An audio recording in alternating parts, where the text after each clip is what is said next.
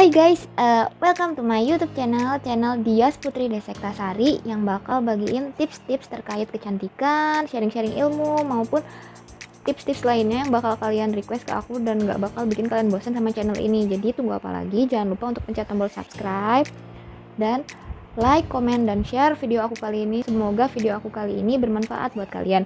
Jadi kali ini aku bakal sharing-sharing tips terkait gimana sih caranya lolos SBMPTN bagi aku sih pejuang SBMPTN guys. Jadi tunggu apa lagi, langsung aja ke videonya.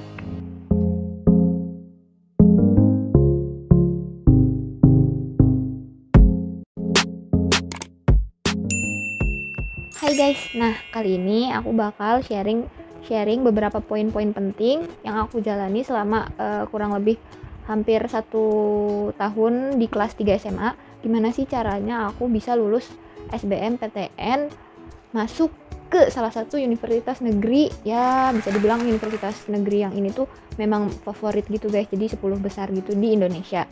Jadi tips pertama dari aku kali ini adalah kalian fokus terhadap mimpi kalian dulu. Nah itu poin pertama dan poin penting. Kenapa? Karena percuma aja ketika kalian memang dari awal itu memang mengharapkan SNMPTN, sorry ya, kan kita tuh nggak tahu ya SNMPTN tuh poin-poin, istilahnya poin-poin yang dilihat selain nilai rapor tuh apalagi gitu. Kayak misalkan mungkin dari segi alumni kita yang pernah masuk apa gimana kan kita nggak tahu, jadi kita nggak perlu berharap sama SNM. Nah jadi persiapan untuk SBM awal-awal itu kita harus udah fokus sama tujuan dan niat kita, dan juga jurusan yang kita pengen tuh kemana sih kayak gitu. Kalau misalkan emang udah nih fix pengen jurusan teknik mesin, teknik sipil, apapun pokoknya apapun yang kalian pengen, ya udah kalian harus mulai langsung mengkerucutkan teknik-teknik itu yang ada di kampus-kampus di Indonesia yang bagus dan yang memang kalian pengen, dibikin skala prioritas. Nah dilihatlah itu passing grade-nya, mana yang memang paling bisa kita jangkau atau mana yang memang sebenarnya kita pengen tapi kita masih belum bisa mampu. Nah dari situ kita masuk ke tahap selanjutnya. Oke, tips nomor 2 dari aku. Jadi kalian itu setelah tahu tujuan kalian yang memang tadi kalian udah pikirin, oh aku pengen di teknik sipil, ITB, FTSL gitu ya.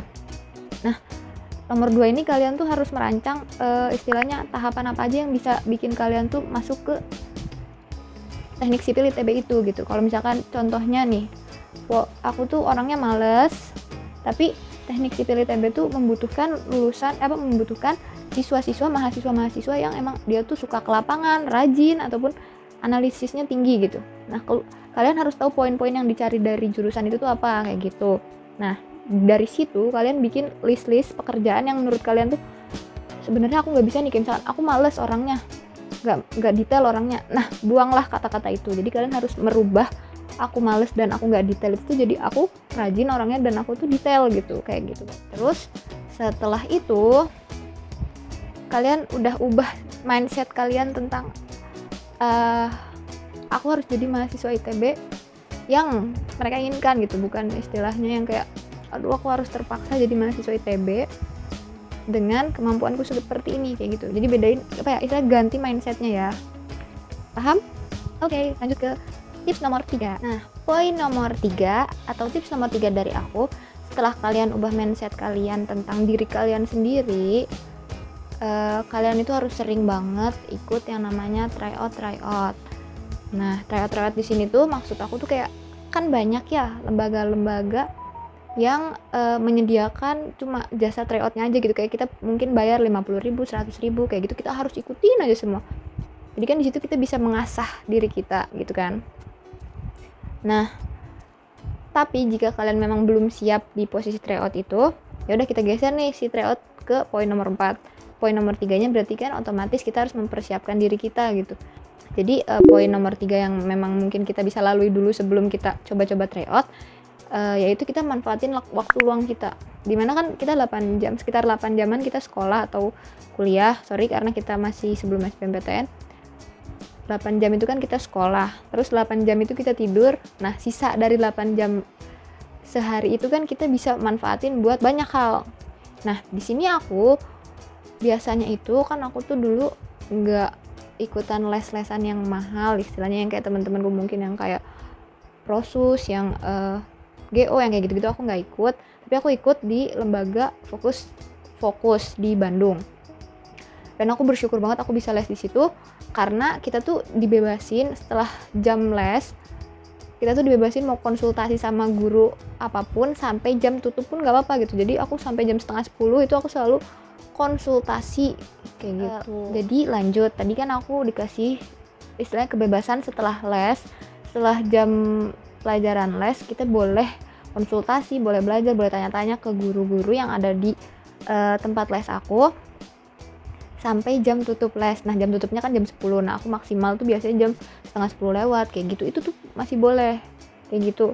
Pokoknya kita harus manfaatin waktu itu buat tanya-tanya. Nah untuk kalian yang memang enggak les, aku punya saran lain, yaitu kalian bisa lihat contoh-contoh soal SBMPTN tahun lalu, ataupun minta soal-soal tryout dari teman-teman kalian yang les, atau kalian ikut tryout walaupun tryout awal kalian nilainya jelek. Nah setiap soal-soal itu kalian ini nih istilahnya kalian pelajarin konsepnya aja gitu, dan kalian taruh di salah satu buku besar, istilahnya mah ya kitab lah ya, astagfirullah, maksudnya teh ya masteran buat kita yang memang harus belajar sendiri kayak gitu. Aku juga kayak gitu kok, kita bikin buku masteran, kita tempelin soalnya tuh satu-satu di buku itu, di sebelah kirinya dibagi dua, nah sebelah kanannya kita tulis jawabannya itu kayak gimana, yang benar kita cari di internet atau kita nonton YouTube, kan sekarang udah gampang tuh ya istilahnya ngakses pembahasan soal SBMPTN.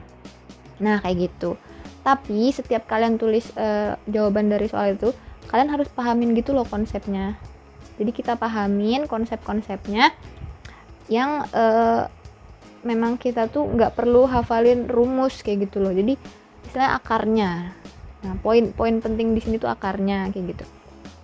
Dah lanjut ke poin nomor 4 tadi kan, karena kita loncat yang tryoutnya kita bikin nomor 4, oke?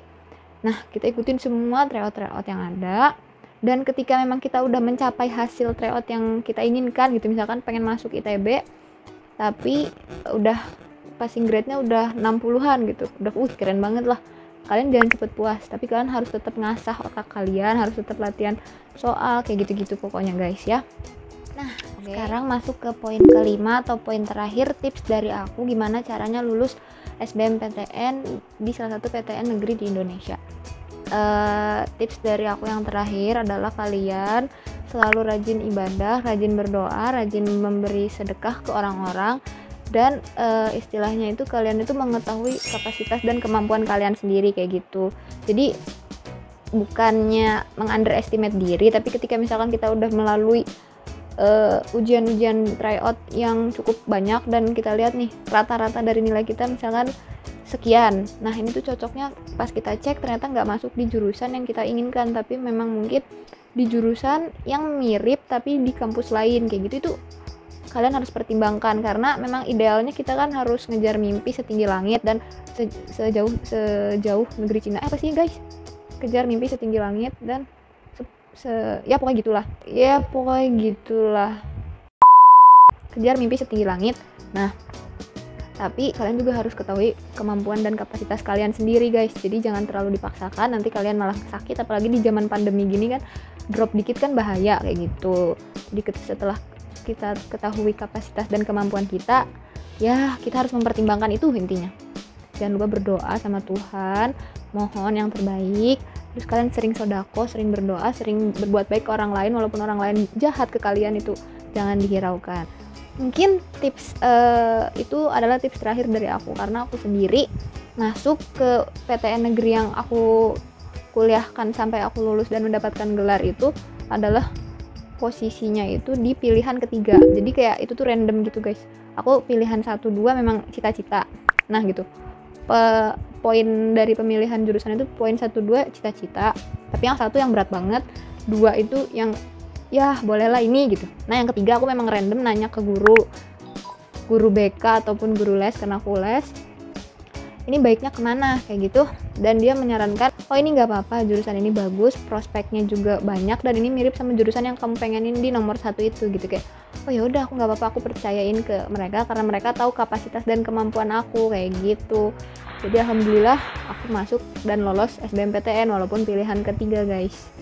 Jadi buat kalian semua yang pejuang SBMPTN, jangan lupa jalanin 5 tips dari aku itu ya guys. Insya Allah kalau kalian niat dan konsisten, pasti Tuhan ngasih jalan. Oke? Semangat terus ya kalian pejuang SBMPTN. Kalau misalkan kalian ada yang lolos SBMPTN setelah nonton video ini, jangan lupa komen di bawah ya. Oke, terima kasih udah nonton video aku kali ini. Bye bye.